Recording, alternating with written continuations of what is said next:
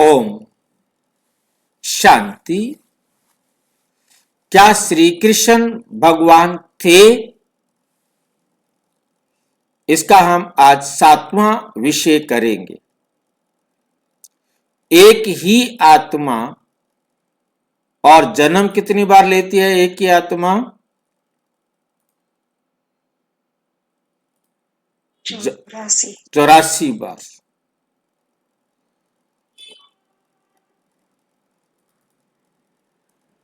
अब आप सोचिए कि आत्मा एक और जन्म 84 कैसे लेती है, कैसे पार्ट बजाती है, इन सब बातों को आज हम अच्छी तरह समझने का प्रयास करेंगे। क्या श्री कृष्ण की आत्मा ही 84 जन्मों का पूरा चक्कर लगाती है? पहले जन्म में कृष्ण, फिर राम और अंत में ब्रह्मा बाबा। डिस्क्लेमर, ये प्रस्तुति ब्रह्मा कुमारी के साकार एवं अव्यक्त मूल्यों के अध्ययन पर आधारित है, आध्यात्मिक चिंतन है। इसका उद्देश्य किसी भी धर्म, देवी देवता या ऐतिहासिक व्यक्तित्व की भावनाओं को ठेस पहुंचाना नहीं।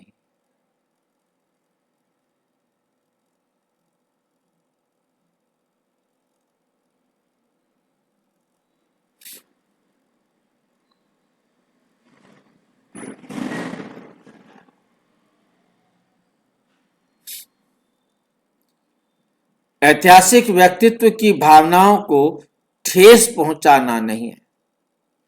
ये विषय 84 जन्मों का चक्र, संगम युग, ड्रामा और राजयोग की आध्यात्मिक समझ पर आधारित है।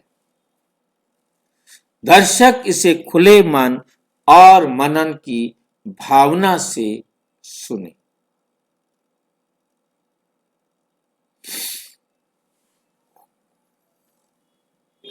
एक अत्यंत रहस्यमय प्रश्न। कौन सा प्रश्न है ऐसा? आज हम एक बहुत ही गहरे और रहस्यमय विषय पर मनन करेंगे। क्या श्री कृष्ण की आत्मा 84 जन्मों का पूरा चक्र पूरा करती है? पूरा चक्र पूरा करती है?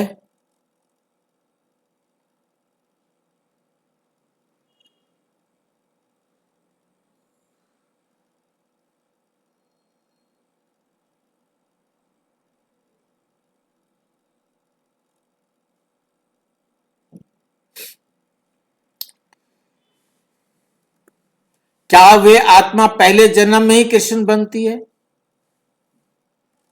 क्या वही आत्मा आगे चलकर राम बनती है? क्या वही आत्मा अंत में ब्रह्मा बाबा बनती है? ये छोटे छोटे प्रश्न हैं, हम एक एक प्रश्न को देखेंगे। यदि इन प्रश्नों का उत्तर स्पष्ट हो जाए तो संपूर्ण विश्व ड्रामा सही हो जाएगा।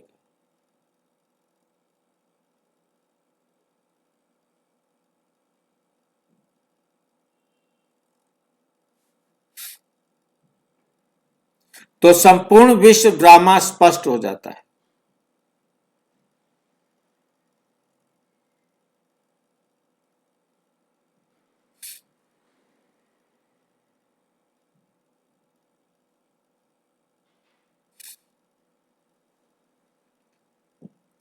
तो संपूर्ण विश्व ड्रामा स्पष्ट हो जाता है। यदि इन प्रश्नों का उत्तर स्पष्ट हो जाए तो सारा वर्ल्ड ड्रामा भी क्या हो जाएगा? स्पष्ट हो जाता है। नंबर 1, 84 जन्मों का सिद्धांत क्या है? सबसे पहले समझे 84 जन्मों का सिद्धांत। क्या है 84 जन्मों का सिद्धांत?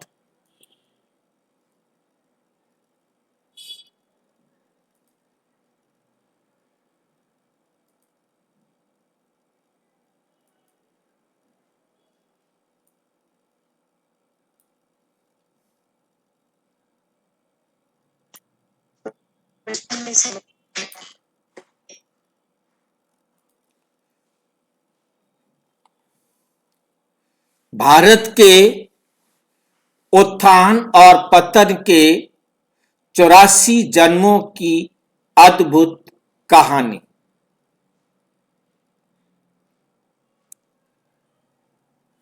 ये हम सामने स्वर्ग देख रहे हैं। हम ये सामने क्या देख रहे हैं? स्वर्ग देख रहे हैं।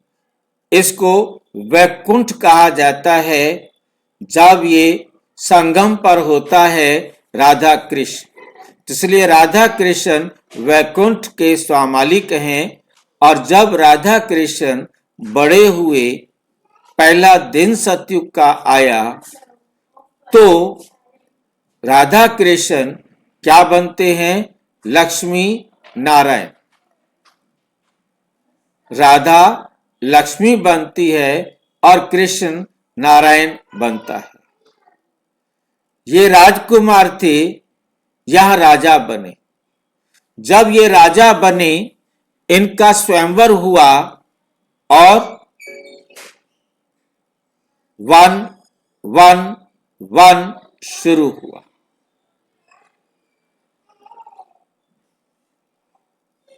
तो ये सब कितने से कैसे फटाफट हुआ होगा, ये आप समझ सकते हैं।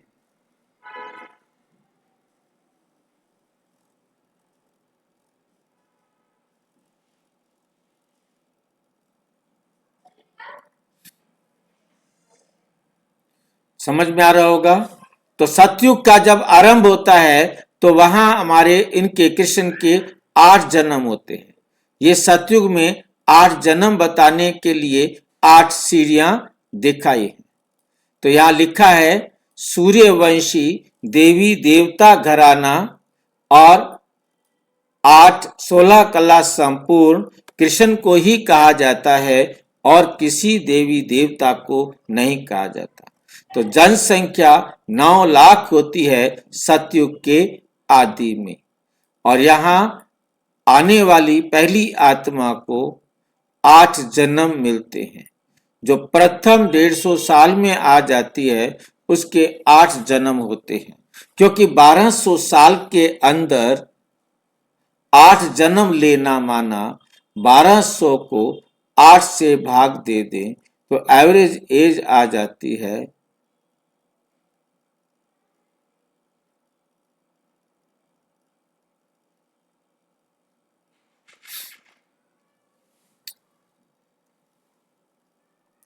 तो ये गोल्डन पीरियड होता है। जब शुरू होता है त्रेता, तो यहां से जब त्रेता शुरू होता है, तो यहां पर ये 12 सीढ़ियां दिखाई। इसका मतलब है कि त्रेता में 12 जन्म है। सीढ़ी उतरती हुई दिखाई है कि ऊपर से आत्मा दिन प्रतिदिन गिरती जाती है। वो आत्मा जितना गिरती हुई आएगी, उतना तमो प्रधान भी, सतो से सतो तो बनेगी बनेगी, रजो प्रधानता भी आएगी।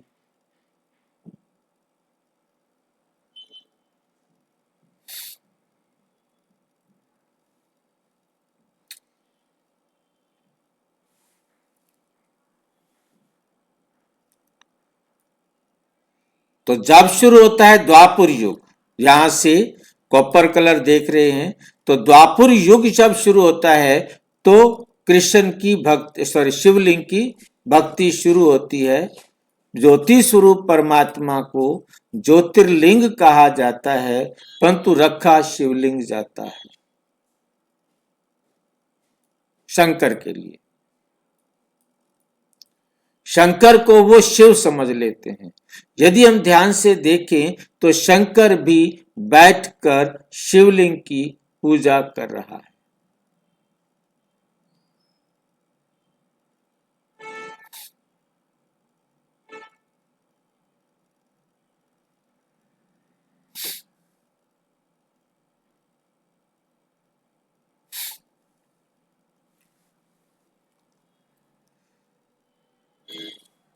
तो जब द्वापुर आता है तो वहां हमारे 21 जन्म होते हैं। यहाँ 21 सीढ़ियां दिखाई हैं, यहाँ 21 जन्म है। तो यहाँ बाप के आगे बच्चे की मृत्यु शुरू हो जाती है।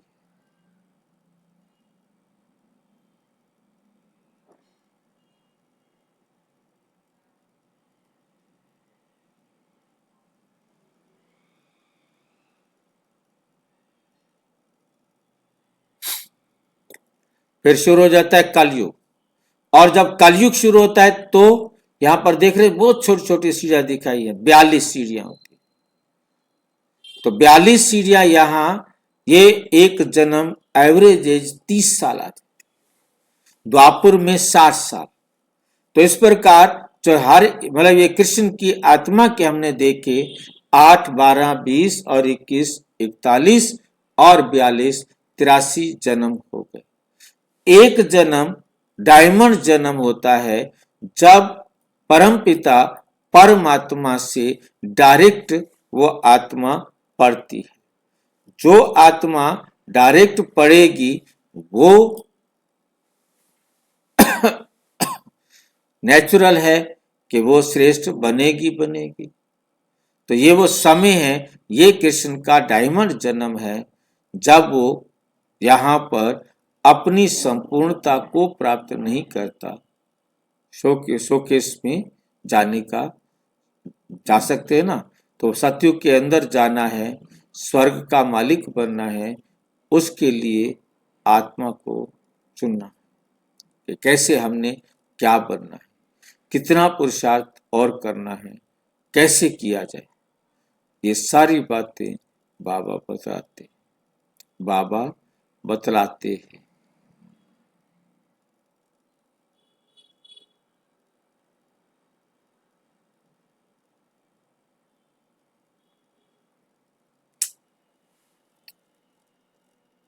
ठीक है, तो हमें समझ में आया कि हम कैसे 83 जन्म हुए।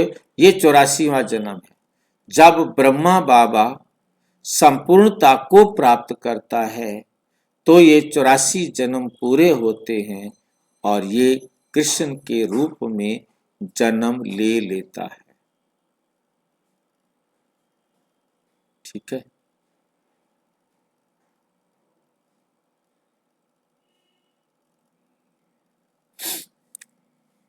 तो ये 84 जन्मों का हमें खेल समझ में आया। कोई डाउट है तो पूछ सकते हैं, क्या सिद्धांत है। तो जो पहले जन्म में कृष्ण बनता है वही आत्मा 84 जन्म पूरे करती है। पहले जन्म में क्या बनता है? कृष्ण। तो पहला जन्म कौन सा होगा, ये हमें इस चित्र के माध्यम से समझने का प्रयास करना है।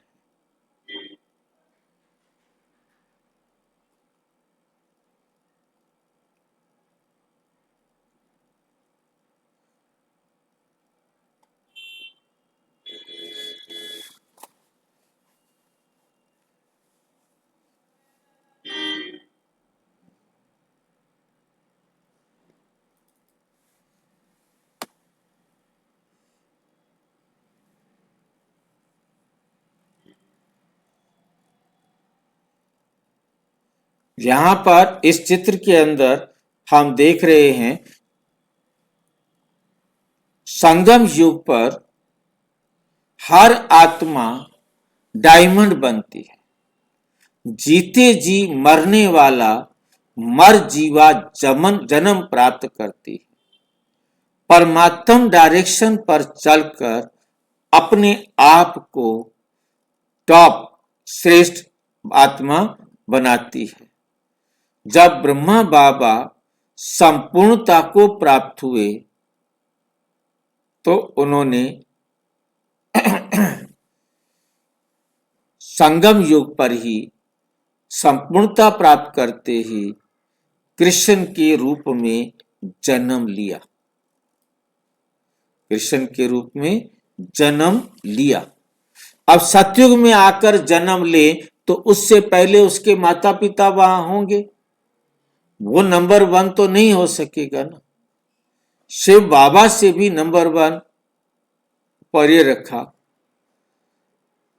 शिव बाबा से ऊपर नहीं, शिव बाबा तो सबसे ऊंचा है, बाकियों से, बाकी भाई बहनों से ऊंचा इनको रखा है। तो पीपल के पत्ते पर कृष्ण अंगूठा चूसते हुए आया, वो हम यहाँ देखते हैं।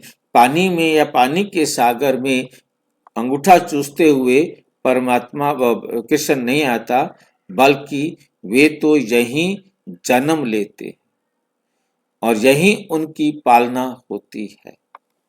तमो प्रधान दुनिया में ही परमात्मा जो है कृष्ण के जन्म का एग्जाम्पल, उदाहरण देते।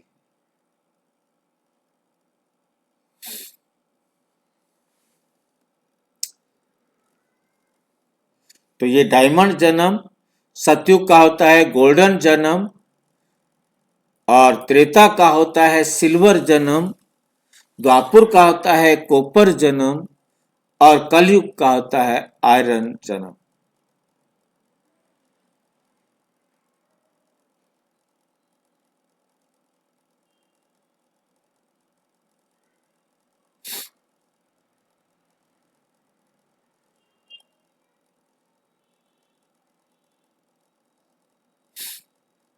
जो पहले जन्म में कृष्ण बनता है, वही आत्मा 84 जन्म पूरे करती है। इसका अर्थ, वही आत्मा सतयुग में पहला जन्म लेती है, वही आत्मा सतयुग में पहला जन्म लेती है, वही आत्मा एक चक्र के अंत तक पहुंचती है और फिर संगम युग में लौटती है। ये आत्मा नंबर 1 आत्मा है।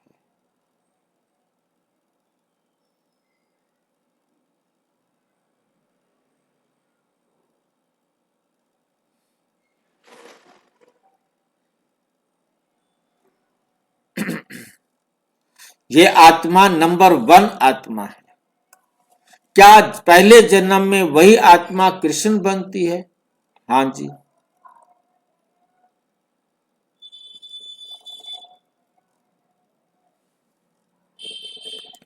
मुरली है 13 जनवरी 1969। कृष्ण सतयुग का पहला राजकुमार है। कृष्ण सतयुग का पहला राजकुमार है। इसका सीधा अर्थ, वही आत्मा प्रथम जन्म में कृष्ण है। और प्रथम जन्म कौन सा है? संगम युग पर।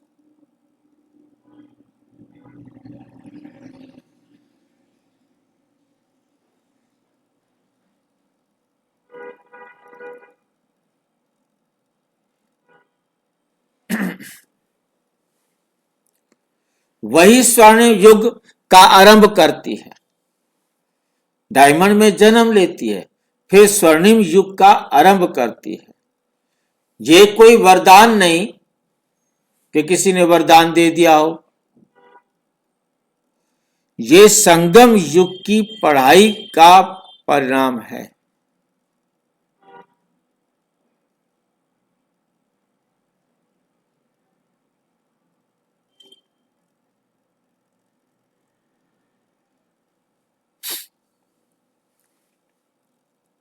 मुरली है 5 मार्च 1968। ये राजयोग की पढ़ाई है जिससे तुम राजाई पाते। ये पढ़ाई जो बाबा पढ़ा रहे हैं, ये राजयोग की पढ़ाई है।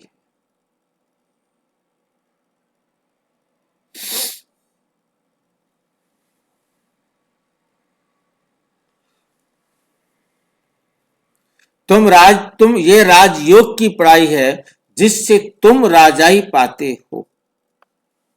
क्या वही आत्मा बाद में राम बनती है? क्या कहेंगे? वही आत्मा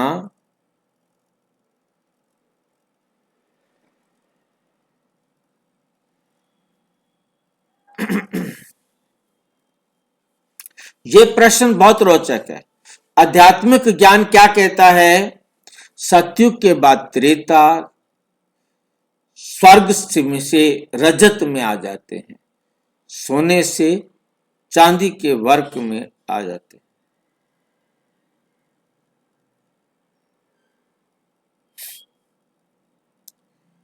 स्वर्ण से राज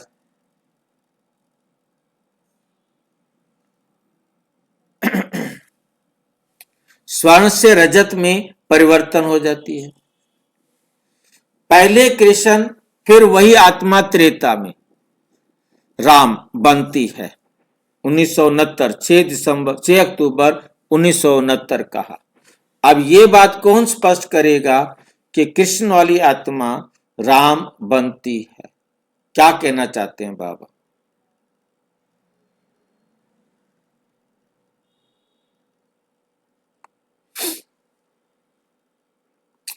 अर्थात सतयुग कृष्ण नारायण, त्रेता में राम। अब कौन बताएगा त्रेता में राम कौन बनता है?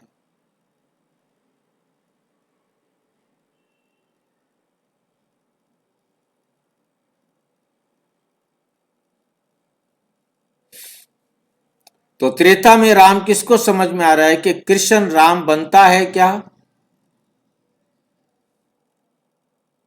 सुनाई दे रही है मेरी आवाज? कला कम होते ना भाई, कला तो कम हो गई। क्या कृष्ण राम बनता है? हाँ जी भाई जी। राम बनता है कैसे? कैसे कृष्ण राम बनता है?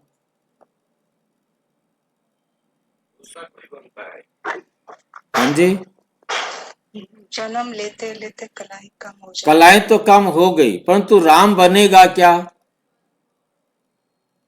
लक्ष्मी नारायण बनेगा आगे चल के राम। भाई सतयुग में लक्ष्मी नारायण बन गया, कृष्ण की आत्मा सतयुग में नारायण बन गई। अब त्रेता में आकर राम बनेगी। त्रेता में आके राम बनेगी जी। पक्का? हर नारी सीता होती है और हर नारायण राम होता है। त्रेता में हर नर राम और हर नारी सीता कहलाती है। हाँ जी, कुछ को पूछ रहे हैं क्या भाई जी? हाँ जी, सतयुग में जैसे 16 कला श्री कृष्ण, तो फिर जो 8 जन्म है, तो फिर क्या शरीर उनकी श्री इच्छा मतलब सौता की इच्छा से वो शरीर छोड़ते स्व इच्छा से, तो फिर उनकी वही कला रहती है सतयुग में भी नेक्स्ट जन्म लिया तो? आत्मा शरीर छोड़ेगी या नहीं छोड़ेगी, कलाओं का कम होना, समय बीतता जाएगा, कलाएं कम होती जाएंगी।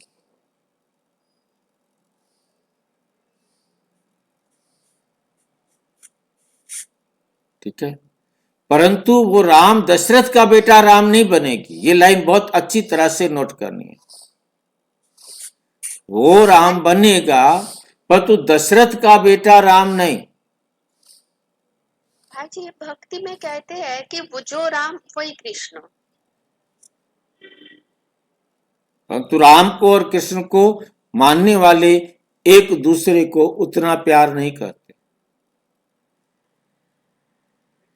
पहला राम भी वो विष्णु का आत्मा नहीं है, दूसरा कोई होगा।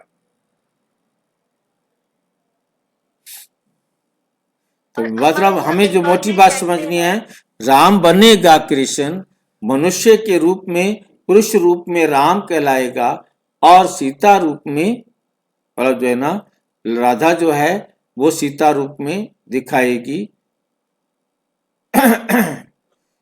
ठीक है, हाँ जी, इन जनरल सबको ही बोलेगा राम और सीता। हाँ, परंतु राम वो वाला राम नहीं जो दशरथ का बेटा राम, क्योंकि दशरथ के बेटा राम वाली कहानी तो 2000 साल पहले बनी। हाँ, वो कहानी है द्वापर की। परंतु ये याद रखना है कि राम दशरथ का बेटा राम नहीं।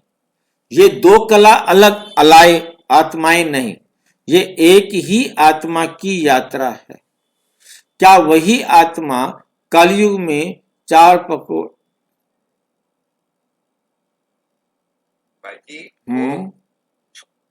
पहला नारायण वो हाँ। तो ब्रह्मा होगा और कृष्ण बनेगा, लेकिन त्रेता में पहला राम जो परिचय होगा, राम सीता ऐसा, तो वो ब्रह्मा की आत्मा नहीं होगा, कृष्ण की आत्मा नहीं होगा, नारायण की आत्मा नहीं होगा, दूसरा कोई होगा।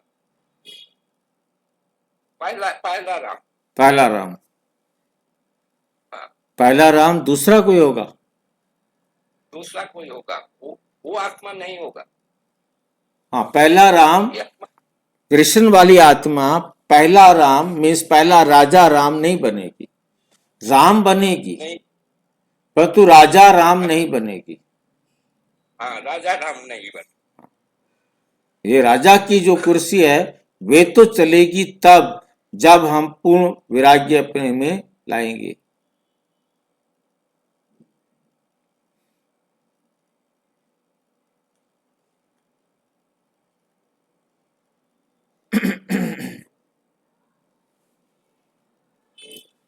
ये सबसे गहरा और संवेदनशील प्रश्न है। मुरली है 8 जनवरी 1969, 18 जनवरी 1969।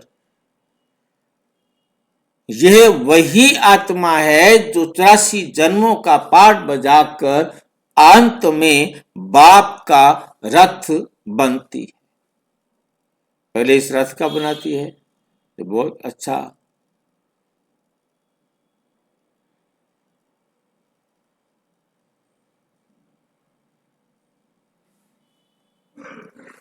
ये वाक्य अत्यंत गहरा है। कौन सा वाक्य? ये वही आत्मा है जो 84 जन्मों का पाठ बजाती है, 84 जन्मों का पाठ बजाकर अंत में वह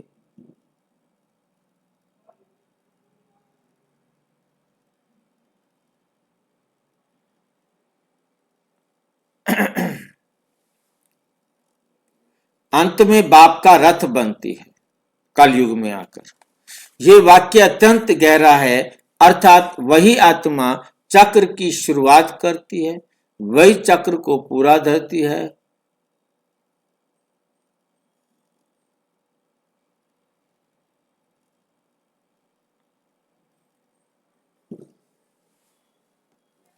और अंत में परमात्मा का माध्यम भी बनती है, परमात्मा को मुरली सुनाने का माध्यम भी बनती है।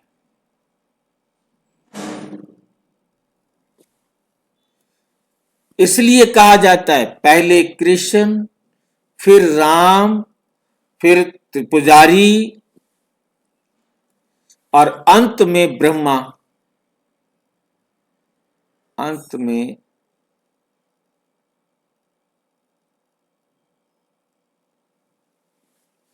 एक अभिनेता का पूरा रोल, उदाहरण के रूप में एक अभिनेता का पूरा रोल।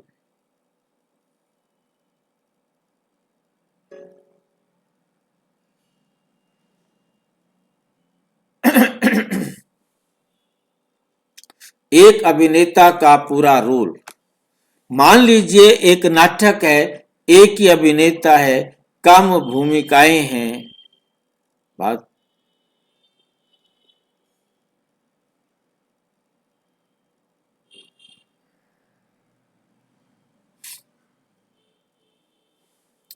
एक ही अभिनेता कई भूमिकाएं निभाता है। नंबर 1 पहले राजा, फिर योद्धा, फिर साधारण, उनमें भी क्षत्रिय।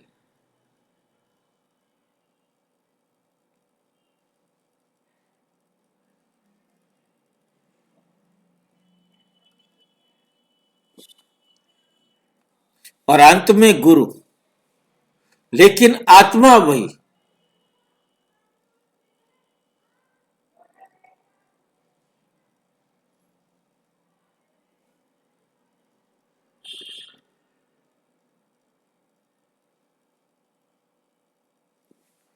लेकिन आत्मा वही है। ड्रामा का नियम, भूमिका बदलती है, रोल बदलता है, आत्मा नहीं बदलती। गिरावट का क्रम, आप देखें सतयुग में पूर्ण पवित्रता है, त्रेता में थोड़ा कम, द्वापर में भक्ति शुरू हुई, कलयुग में पतन हो गया। 21 जन्म 1969। जो पहले पूज्य थे वही बाद में ही पुजारी बनते हैं। कितना गहरा सिद्धांत है।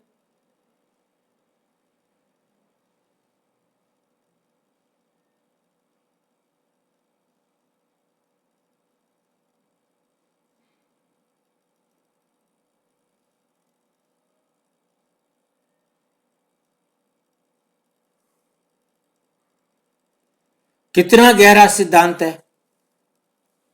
जो आत्मा पहले पूज्य थी वही बाद में अपनी ही पूजा करती, अपनी मूर्तियां बनाकर उनकी पूजा करती।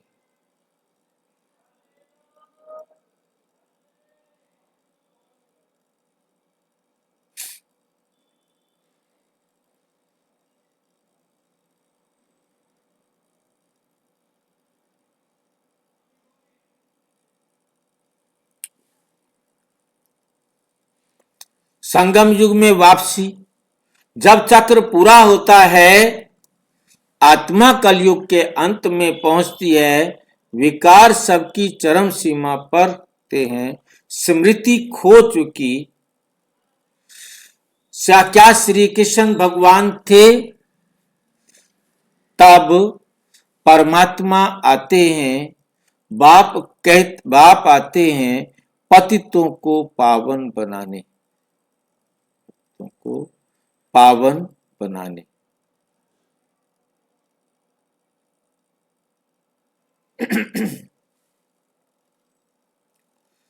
वही आत्मा जो पहले कृष्ण थी अब फिर वही विद्यार्थी बनती है और चक्र पुनः शुरू होता है। गहरा आध्यात्मिक निष्कर्ष। हाँ, वही आत्मा 84 जन्म पूरे करती है। हाँ, पहले जन्म में श्री कृष्ण और बाद में राम और अंत में ब्रह्मा बनती है।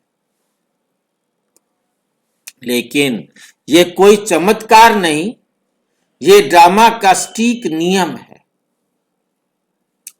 आत्मचिंतन। अब प्रश्न आपसे, क्या हम भी उसी चक्र को पहचानते हैं?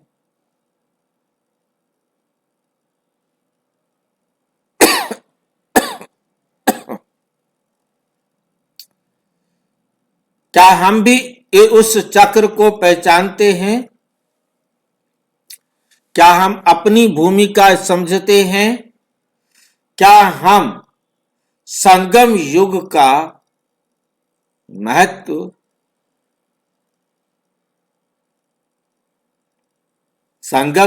महत्व समझते हैं? यदि वे आत्मा फिर से विद्यार्थी बन सकती है तो हम क्यों नहीं?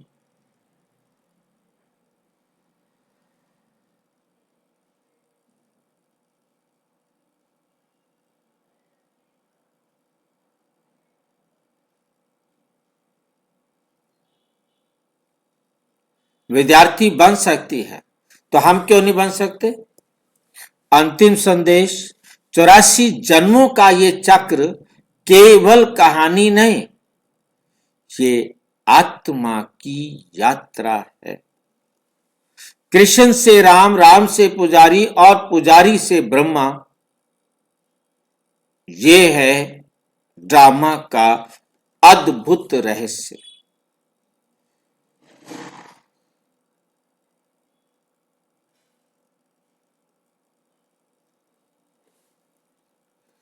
अब निर्णय हमारा है, हम इस ज्ञान को सुनेंगे या जीवन में उलाएंगे।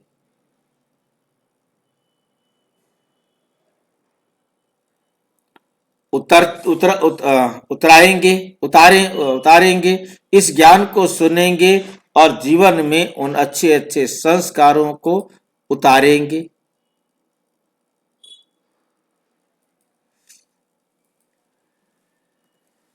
अब निर्णय हमारा है, अब निर्णय हमारा है।